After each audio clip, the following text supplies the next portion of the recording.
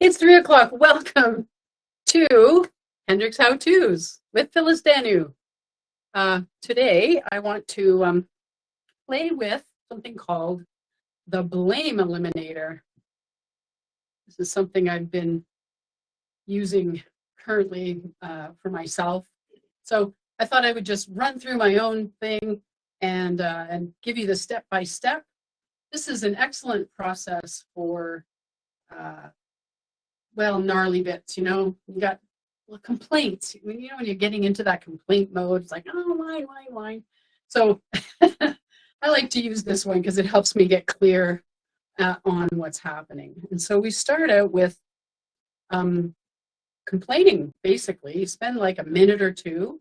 So if you have an item that you want to deal with, something that you're wanting to clear the clouds from, you can basically spend the next, minute just complaining about it, like making it really big. Like, oh my, I have this pile of clutter up in my office and it's just always there.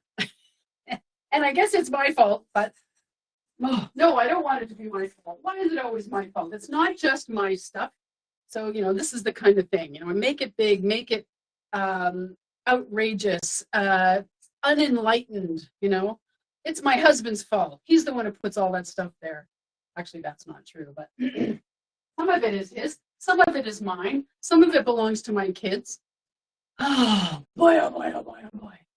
So you spend a little bit of time really unraveling all of the different versions of complaints that you have with this item that you're dealing with. But once you're ready to take 100% responsibility for your complaint. And what that means is you're ready to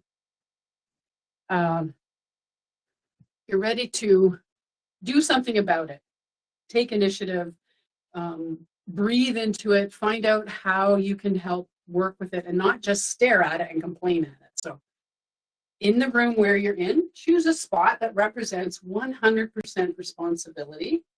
And when you're ready to step into it, step into it. This is my 100% responsibility. Already I feel a little bit clearer. Now, if I want to complain again, if when I'm working with this process, I start to feel kind of, then I have to step out of 100% responsibility and walk around and blame someone else and do whatever that means, looking at it and just not being responsible for it, not responding to my own needs around it. So here I am ready to take 100% responsibility. And so the first step with the blame eliminator process is to also choose a spot in your immediate vicinity, a direction, I should say, that represents the past of this issue. And you can say from the past, so this is where it represents the past to me. This is 100% responsibility. This is the past. From the past, this issue reminds me of. So breathe into it. Might have to do a little bit of wiggling to kind of unfreeze or maybe oozing. Lots of times when I'm in this process, I've been in fight mode.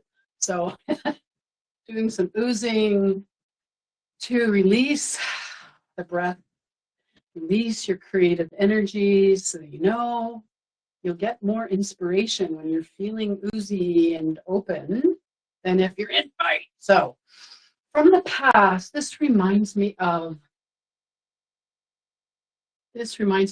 when I was a little kid, actually. Oh my goodness.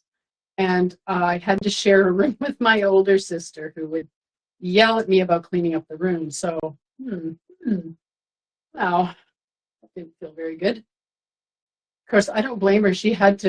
I don't blame her. Isn't that funny? Maybe I am blaming her. That's why I'll get out of the blame. I'll get out of the 100% responsibility. It's her fault that I don't ever want to clean up that mess because I hate being told what to do. I hate being, you got to do this. So okay. Stepping back into 100% responsibility. Yes, from the past, this reminds me of interactions between my siblings and I. So then, after after you kind of recognize the past and potentially where this issue or the underneath parts of the complaint come from, and choose a direction that represents the present. I'm going to stand and face this way is the present. And you notice that I'm not choosing the past as behind me. You know, it doesn't matter. It's simply your choice. Where would you like that to be? I'm facing the present. I keep this issue going by completely ignoring it, by walking past it as fast as I can, by not breathing whenever I look at it and whenever I think I need to do something about it.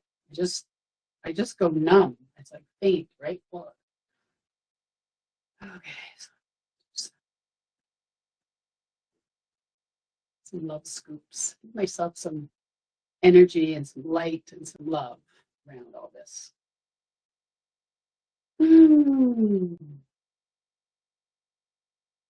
So now we choose a direction for the future.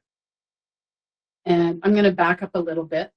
I'm going to move my 100% responsibility bubble over here because I need a little bit more room. I got a bit too close. So the future actually is going to be directly in front of me. And I can create what I really want. I can create what I really want by asking for help. I can create what I really want by maybe doing some wonder questions. How can I have fun dealing with my clutter monster? That's what I call it, the clutter monster. There's a few of those. There's a really big one there that I'm working with today. I can create what I really want by tuning in and checking in. What are the steps that I need to take? What is the first thing I want to do, which actually is the next step already. So we've looked at the past, we've looked at how I'm keeping it going, and now I'm looking at how can I create what I want? What do I want? So that's one of the first questions I can ask myself. I want a clear space in my office. And so I can create what I want by asking for help, by finding ways to make it fun.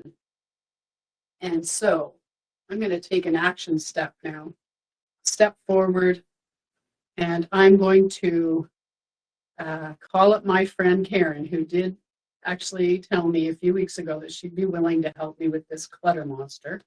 And so I'm going to do that. She's actually coming here this afternoon. So not to do that, but to do something else. So I'm going to get out my phone and my calendar, and we're going to set a date for her to come and do this with me today. I mean, we're going to set the date today, sometime in the next week, I promise. So that's the blame eliminator. You get to rant and rave about it and be completely unenlightened and let all your yah-yahs out, you know, all the complaining you want to do. And then you just, okay, we're done with that. Take some breaths, release, and let the flow of creativity come through. Step into 100% responsibility. And then look at the past. How does it remind you of the past? What could possibly be being stimulated here when this issue comes up? Look at the present. How do I keep it going in the present? Lots of ways. And then towards the future, I can create what I want by, and then the field is wide open.